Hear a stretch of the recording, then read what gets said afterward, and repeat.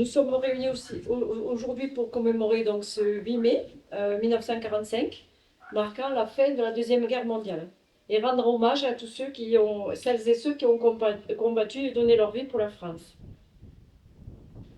Garde à vous.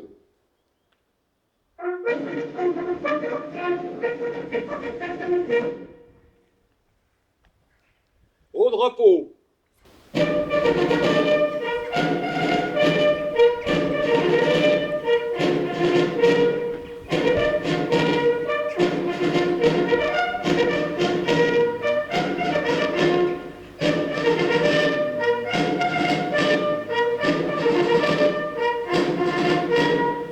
Je vais vous donner le déroulé de la cérémonie. D'abord, la lecture du message officiel du ministère des Armées et des Anciens Combattants par M. le maire. Ensuite, le discours du général M. Jean Serveil. Ensuite, 4 témoignages, petits témoignages de soldats aveyronnais engagés dans la Seconde Guerre mondiale. Ensuite, l'appel mort avec le nom des morts. Le dépôt de la gerbe, la sonnerie aux morts avec la minute de silence et enfin la Marseillaise. Et pour clôturer, Monsieur le maire adressera ses remerciements à la population et au corps constitué. Merci. Journée nationale du 81e anniversaire de la victoire du 8 mai 1945. C'est un texte qui est préparé par Catherine. Excusez-moi. C'est un texte préparé par Catherine Vautrin, ministre des Armées et des Anciens Combattants. Il y a 81 ans, dans la nuit du 6 au 7 mai, à Reims, était signée la capitulation sans condition de l'Allemagne. Le 8 mai 1945, enfin, après des années d'épreuves, d'horreur et de combats, l'Europe était libérée de l'emprise totalitaire et génocidaire nazie. Libérée par tous les alliés. Libérée avec le concours des armées de la France.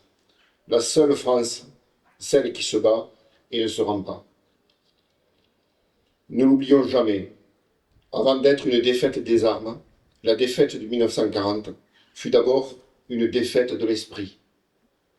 Marc Bloch, historien, combattant de 14, volontaire à nouveau en 39, fusillé en juin 1944, avait porté sur les responsables de la débâcle ce constat implacable. Ils avaient estimé très tôt naturel d'être battus. Ceux qui continuèrent de croire à la France n'étaient pas des surhommes. Ce furent les 133 pêcheurs de l'île de Sein, les 52 premiers engagés volontaires de Saint-Pierre et Miquelon. Ce fut Jacques Lusseran, lycéen non-voyant de 16 ans, qui rassembla autour de lui les volontaires de la liberté, avant d'être déportés à Buchenwald.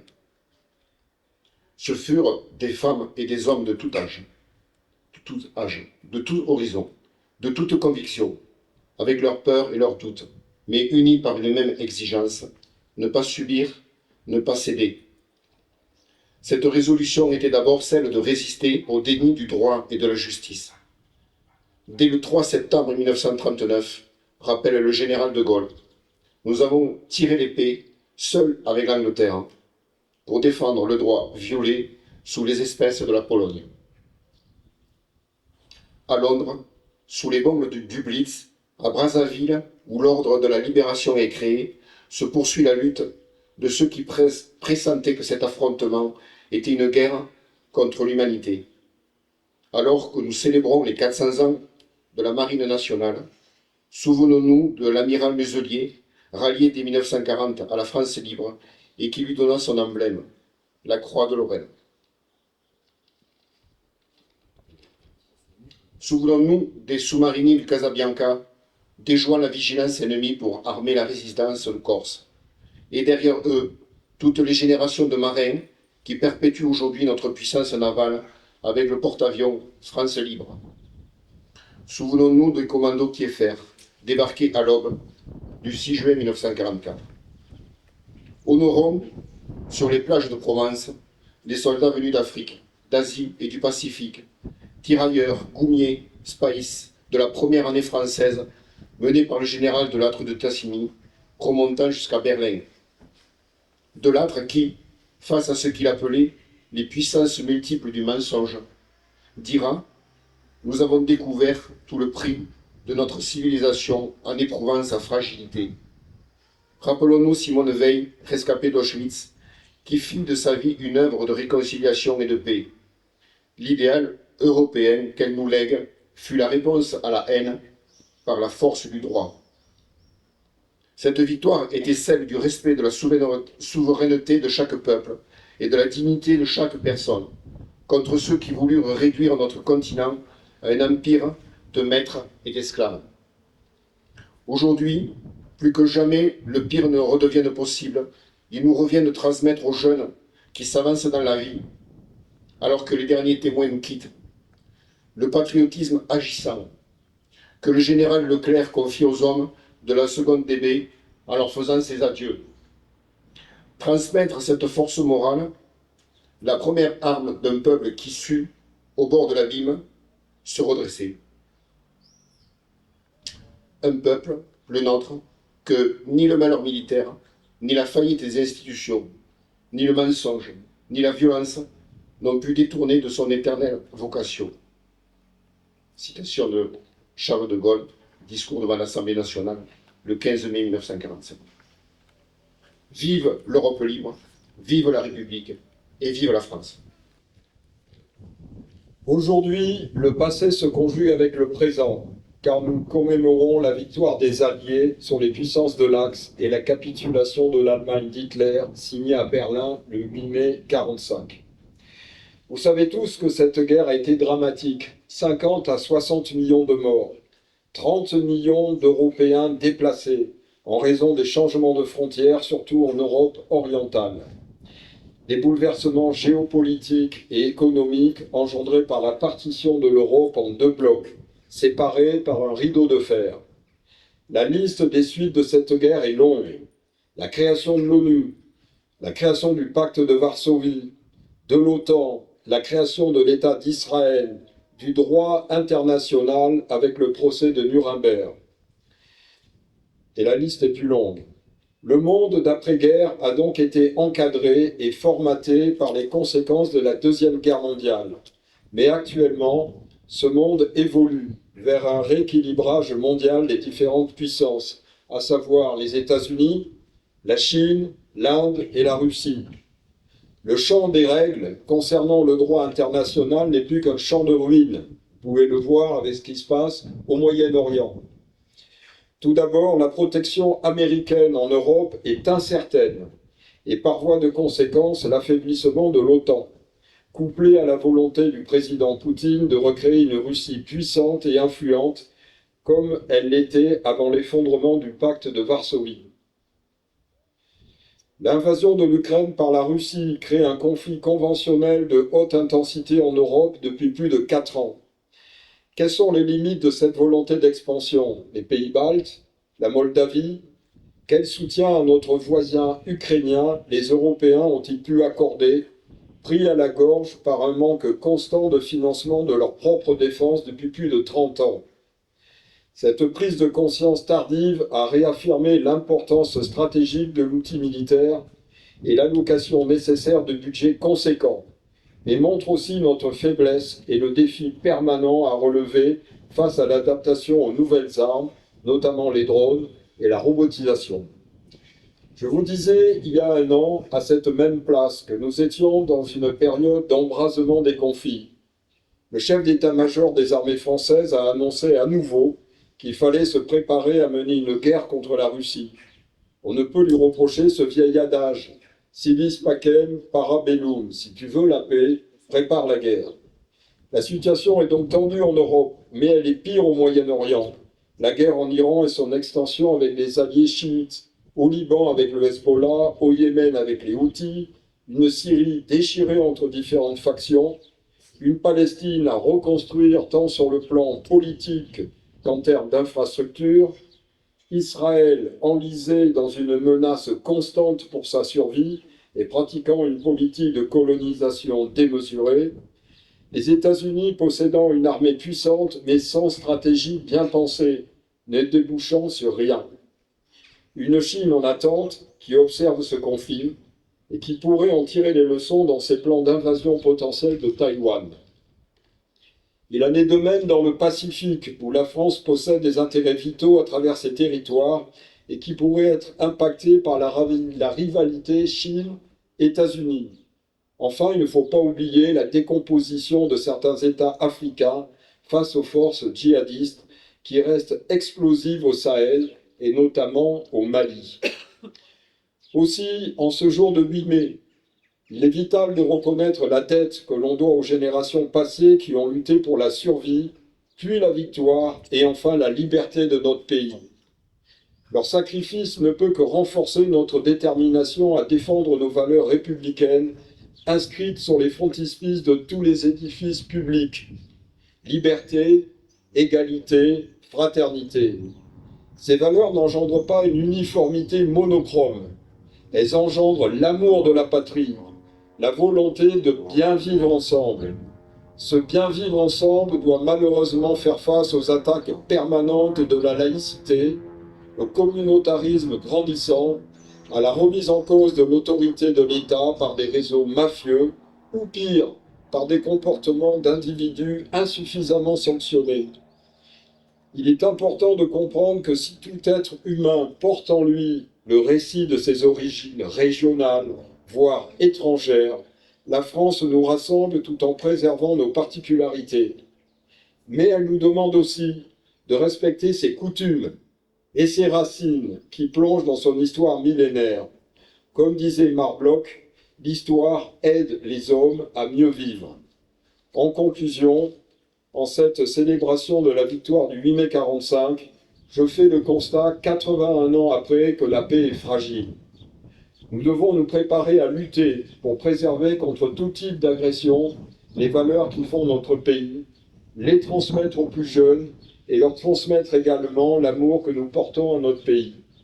Votre présence aujourd'hui, autour de notre monument aux morts, autour de nos élus et des drapeaux des anciens combattants, en est le témoignage fort et je vous en remercie. Vive la République et vive la France. Je vais maintenant vous lire les témoignages de 4 soldats amenés à la Deuxième Guerre mondiale. Alors, d'ordinaire, ces témoignages sont lus par des enfants et là, il a été difficile pour des raisons peut-être de pont d'avoir des enfants, mais on va de toute façon peut-être pouvoir le faire à la cérémonie suivante du 11 novembre. Témoignage de Gabriel Rieco, paysan aveyronnais. Le 1er mars 1939, un télégramme me rappelle à la caserne. Je rejoins Clermont avec mes copains de pays. Le 28 août, on démarre direction Riom, Moulins. Au passage, des femmes venaient voir si elles pouvaient retrouver la trace de leur mari, rappelé. Beaucoup pleuraient. Elles disaient qu'avec cette aviation, ce serait la fin du monde. Ce n'a pas été la fin du monde, mais 30 millions de soldats et 30 millions de civils ont été tués ou sont disparus. Nous sommes au 2 septembre 1939. La guerre vient de se déclarer. Je venais d'accomplir mon 32e mois de régiment. Deuxième témoignage. La nuit du 9 au 10 mai 1940, les avions allemands sont venus bombarder tous nos camps d'aviation et les avions dans les hangars. L'armée allemande s'était introduite en Hollande et en Belgique. Près de Lille, le 31 mai 1940, nous sommes encerclés et nous voyant prisonniers, nous brûlons les livrets militaires. Les officiers brûlent leurs plans. Nous hissons les drapeaux blancs, signe que nous ne tirons plus, et nous rassemblons toutes les armes. Vers 3 heures de l'après-midi, les Allemands nous font rendre les fusils et tout l'armement. Au bout de 48 heures, nous étions des milliers de prisonniers. 9 mois de guerre se terminaient, mais un nouveau calvaire recommençait la captivité. Troisième témoignage. Arrivé le matin à Rodez, à la gare, un soldat nous prie de nous rendre dans un immeuble en haut de la rue Béteille pour nous faire démobiliser et toucher les tickets donnant droit à l'achat de pain, viande, nourriture, habits et autres. Le soir à 5 heures, avec le car, je me rendais à Saint-Julien et je retrouvais mon village et ma famille que je n'avais pas revus depuis Noël 1939 et sans nouvelles depuis octobre 1944.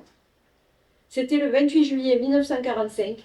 dans ma 30e année, le plus beau jour de ma vie, 9 ans s'étaient écoulés pour moi et ma jeunesse. Pour nous, prisonniers, le courage y était, la liberté retrouvée, c'est ce qu'il y a de plus beau dans la vie. 4e témoignage. Lettre à mes enfants. Chers petits-enfants, ce petit brouillon, petits-enfants, c'est pour vous rappeler des tristes années de guerre et de captivité que j'ai vécues en pleine jeunesse et que la mémoire n'effacera jamais. Tomber dans l'esclavage, pour nous Français, c'était la fin de tout. La personne ne compte plus, rien que le numéro 98 836. Soyez vigilants, mes enfants, des buveurs de sang, il y en aura encore pour faire revivre ces sombres périodes de misère.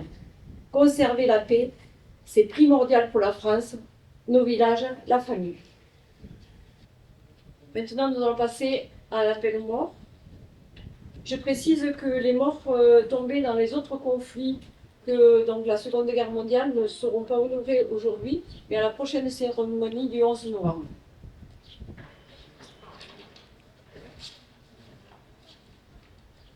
Lecture des morts tombés pour la France. Alban Aldebert, Mort pour la France. Jules Arjol, Mort pour la France. Léon Azoubert, Mort pour la France. Victorin Boulouis, Mort pour la France. Maurice Bourdon. Mort pour la France. Je précise que Maurice Bourdon était sergent-chef du maquis Arrête-Sol et a été tué à la Muraillasse, donc le 31 juillet 1944. Maurice Brasse, Mort pour la France. Louis Cabanette. Mort pour la France. Louis Cabanette était mort en déportation. Lieutenant Camille Claretto, Mort pour la France. tué par l'ennemi à Saint-Léon le 19 août 1944. Commandant René Dinomel, Mort pour la France. dit commandant Arrête, tué à Cantarane le 1er août 1944. Sous-lieutenant Jean-Pierre Touzou, Mort pour la France. tué par l'ennemi le 3 novembre 1944. Serge Durquet, Mort pour la France. fusillé le 1er août 1944 au camp de Souge en Gironde. Paul Durand, Mort pour la France. Auguste Casano, Mort pour la France. arrêté par la Gestapo, déporté et mort à Auschwitz en 1944. Joseph Jassin, Mort pour la France. appartenait au maquis de Séverac. Ernest Léral, Mort pour la France. Paul Lourdou, Mort pour la France. appartenait lui aussi au maquis de Séverac. Philémon Millot, Mort pour la France. appartenait aussi au maquis de Séverac.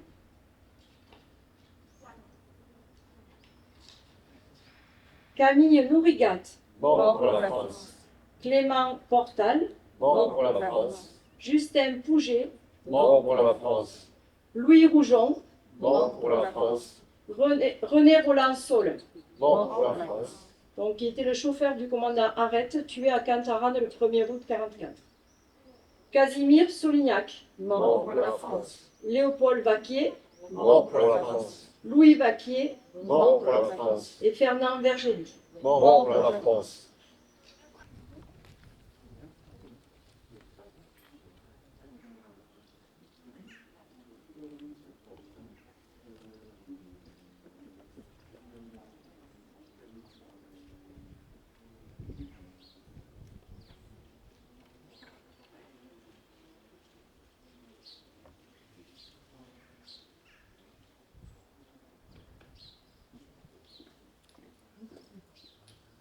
Omar.